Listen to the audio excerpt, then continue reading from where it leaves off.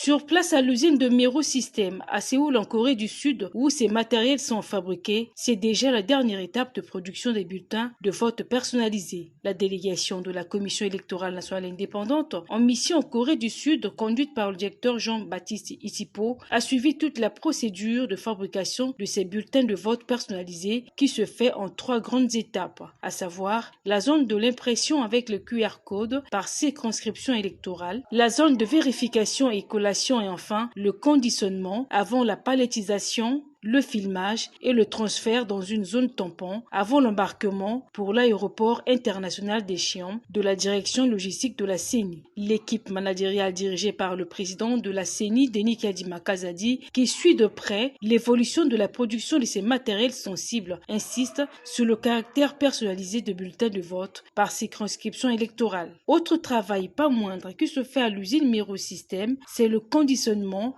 des bulletins de vote personnalisés avec des étiquettes spécifiques et la mise en plastique pour éviter tout désagrément dû aux intempéries. Avant d'être empaqueté, chaque lot de bulletins de vote est minutieusement vérifié par une équipe d'experts qui s'assure que le QR code correspond réellement à ce qu'est sur le paquet du bulletin. Ainsi, s'ensuivra l'étape de la mise en carton. Chaque carton contient précisément 15 paquets de 250 bulletins de vote. À l'étape de la palettisation des cartons de bulletins de vote, la page de couverture qui facilite la distribution indique le hub logistique principal, la province, la circonscription électorale, le nombre de bulletins de vote à l'intérieur, une carte d'initialisation du DEV, une carte d'ouverture, une carte de transmission et une carte de clôture de vote. Sachez que la base d'une palette de bulletins de vote est de 32 cartons. Toutefois, une palette peut contenir 1 ou 2 cartons. Ces palettes, une fois filmées, sont directement transférées à une zone tampon avant l'embarquement pour l'aéroport, direction la République démocratique du Congo. Il faut noter que les élections du 20 décembre 2023 sont irréversibles et que la centrale électorale ne ménage aucun effort pour la réussite